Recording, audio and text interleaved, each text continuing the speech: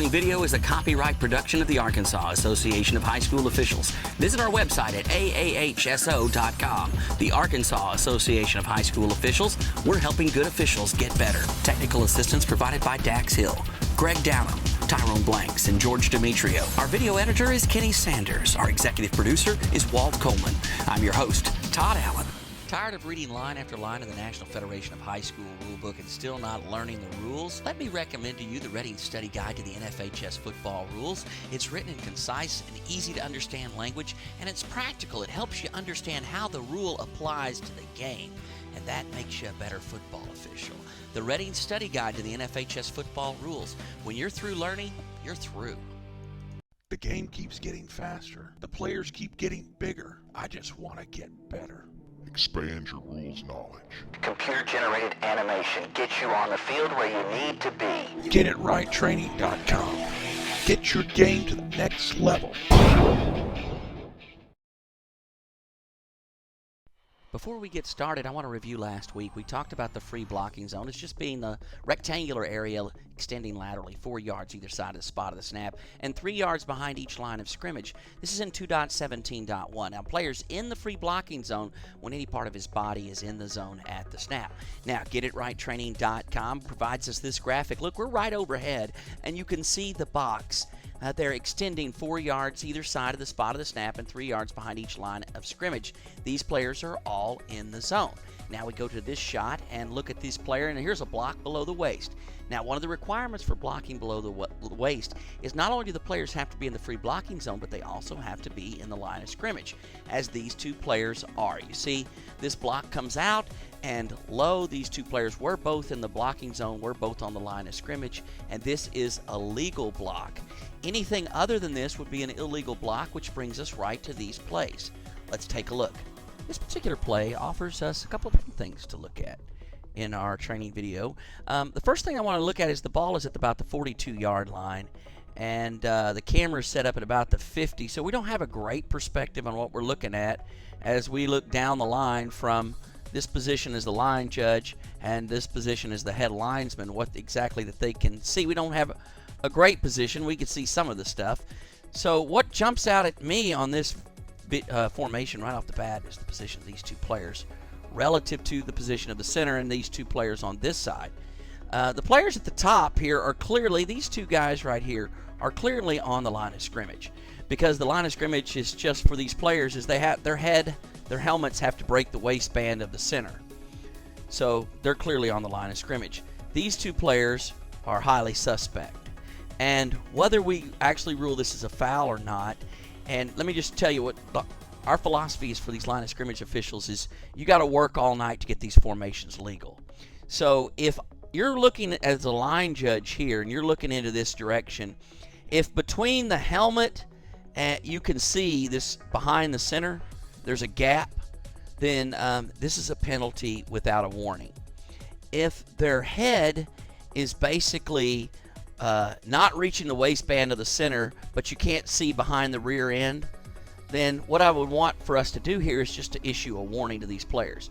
So let them snap the ball, and then at the end of the play, just go up here and you want to communicate with the umpire and have him engage these linemen, but you also want to get in a word in with these two guys and just tell them, say, hey guys, you need to scoot up on the line of scrimmage. And then when we warn players like this, we also need to warn the head coach. And so we're going to need to communicate with the head linesman here because he's obviously on this sideline. So we need to get a warning to the head coach that we've warned his players to get up on the line of scrimmage. Let's keep looking at this play and keep this thing moving. As I like to say with Kurt Russell, he always was after me to keep things moving. So take a look at this play, and what I want you to do is focus on this guy right here. And we've seen him in videos before, but repetition helps us get these plays right. You look, he goes to the second level, and bam, just cuts a linebacker. We'll get another look here with our end zone shot at the action of that particular player here. Let me point him out to you. Back this thing up real quick and point this guy out. Didn't back it up far enough. Hold on. There he is right there. That's the player we want to keep an eye on and watch him as he goes to the second level, and boom. You can know his posture. He's a dead giveaway every time. He's just going low. Now, does he actually get low? Because this defensive player changes his posture too. But if you watch him very, very closely, and remember about the rule on low blocks, if this defensive player, his hands go below his waist, and the contact with this offensive player who's submarining, if the first contact is with this player's hands who are below his waist, then by rule, this block occurs below the waist. Even if the first contact is with the hands and the second contact is somewhere other than below the waist, because this defensive player had his hands below his waist, and then that was the spot of the first contact, then this block is ruled below the waist. And you can take several looks at here and just make a decision about what you think and where the initial contact occurs. But in my opinion, watching this video, the first contact is with the hands, and the hands are below the waist. And look at this body position. He's trying to go low. So this is an illegal block below the waist. Again, this is the first player coming through who's creating a hole. And look at how this opens up to this umpire. And I know that this player is not your initial key, but as we get into this next phase of the play, there's really no threats right in here. All these blocks are legal. And the referee also is looking dead at this. This is going to open up directly to the referee. So we got 2 shots of getting this play right with 2 different officials, and neither one of them get it on this play. And so we end up with an illegal block below the waist. And another play, like we like to say, is repetition helps us get better. Take another look at a play involving an illegal block below the waist, and the guy that I want you to keep your eye on in this play is good old number 13. Look at this guy right here. And just watch him as he gets the second level, and boom, there he goes. Just cut that linebacker again. And that is clearly a foul. And just give you an end zone look at it too. And you just caught the tail end of it. This is him right here. You can see him submarine, and then he gets that player low. Back judge, obviously, I mean, this is the point of attack. You've got, 2 things that you can look at. Here's one problem is you're running. There's no reason for you to run, because you're also running into the area where the hole is opening up, which means the runner's going to be coming at you. If you had held this position back here stationary, then you'd have to look at this block, which is absolutely nothing to look at.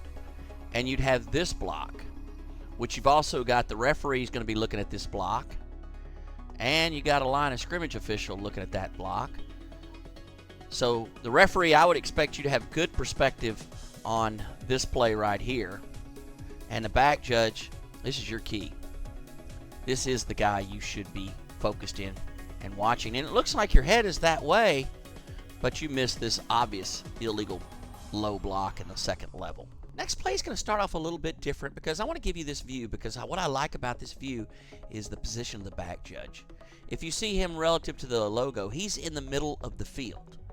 And he's in a great position. I love this spot. Wish that he had stayed there. Take a look at this play. And what we've got just is simply a little drag route across the middle, and the ball is caught. And what I want you to do is I want you to watch this player right here. Back it up just a little bit. Right there. Now, he is swimming upstream. And what I mean by swimming upstream is that he's moving this way. Everyone else on his team is moving this way. And then we follow this action, and wham, right there. Now, what's the back judge doing? Let me back it up to the point of the impact, which is right here. And I want you to notice this back judge started out in the middle. Now he's at the hash marks. And let me follow him through the end of this play. And see, he gets all the way to the top of the numbers. This ball carrier is still up. Now, what happens if he turns, does a little spin move, and gets out and breaks the inside? We're in big trouble right here. And the reason I point that out is, what if we were right where we started? What would we be looking at? And now let me show you this big hit one more time. Right here. It's right here. And bam, that's just a nasty block. And back judge, look what you've got out here. This is the only offensive player. This is the only potential threat for you. Line judge is on a full sprint up the sideline, working forward progress. And I would expect him to have an opinion about this, but he does get sort of straight line. This is a tougher get for him, but he's certainly secondary on this. This is opening right up to the back judge. The only thing the back judge could possibly be looking at is this guy right here, and he's beaten out of the play. He's just watching now. And we can go back here. The referee is cleaning this area up along with the umpire. Head linesman's moving downfield. He's got a shot. This is a long look. Long look. So we're not really looking for the head linesman to help us with this. Let's go back to this end zone shot. There you see the back judge again. Here's a little drag across the middle and a dump. Now the outside. And we pick this player number 16 up right here. And there's the impact. You see that contact now? The head goes down. He does kind of load up like a spring and then pop. And he gets the head to the side. You see the head is the side. The impact's with the shoulder. But look what the impact is, where the impact occurs. Look at the face mask of the defender.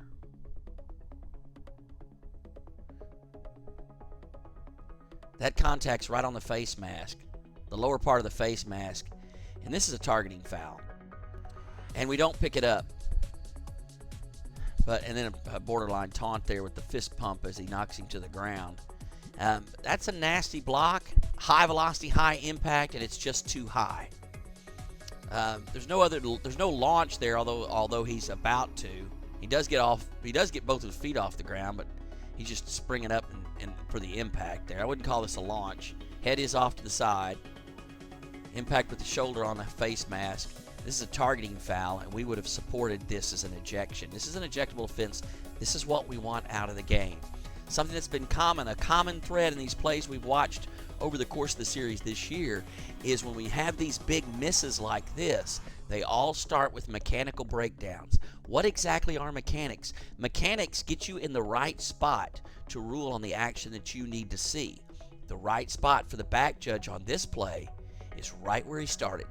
In the center of the field, backpedaling to the goal line, set up and stationary. This opens right up to you with this player swimming upstream. Then you see this bam, targeting foul and an ejection.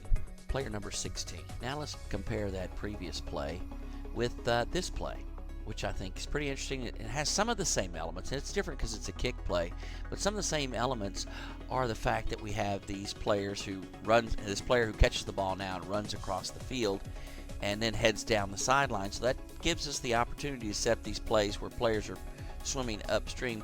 Not the case in this particular play, but the action that I want you to watch is going to occur right here. But before we watch that action, I want to point out the back judge. Back judge, you're supposed to be tracking forward progress up the field and keeping the play boxed in with the line judge who's right here. But you're slow to react. You need to get on a horse and get on up the field. There's only one player back here and no opponent with him, so we don't need to keep our eye on him. We can move up the field and take care of business, so to speak. But again, let me just keep an eye on this player right here. What I want you to notice, first of all, is that this player is not in chase mode. This player is not in chase mode because if we draw that line between the shoulders of the player, he's actually approaching him from the front. So, not a huge red flag. I am a little bit concerned about this guy right here, so I want to keep an eye on him. But let's just let this play out, and you see that block right there where both players end up on the ground. If you get to that too late, especially if you come to it right here, this could look like a block in the back, especially the way the player falls forward. But he does end up on his side and then roll over on his back. But he doesn't come from chase mode. The initial contact is clearly on the side, and that's a great no call for the umpire who appears to be working that. I'd actually expect the back judge to have that call, but anyway, let's just keep the play running here as he goes down the sideline. Now I want you to look at this player right here. And this is what I really want you to compare to that last play, because this looks like a pretty big hit when we watch it on the video. And I'll just run it through there and you see those players go down. He bounces right back up. But I want to bring you right to the impact, and you can see it right here. Look how much lower the target is for this player. Clearly out in front. Head is off to the side. We don't lead with the head, but get a shoulder on that player, and that contact is, although the head comes in, there's no helmet contact, and he goes straight down, pops right back up. So the difference between this play and the last play is look how much lower the target is on this one. And this is a good no call.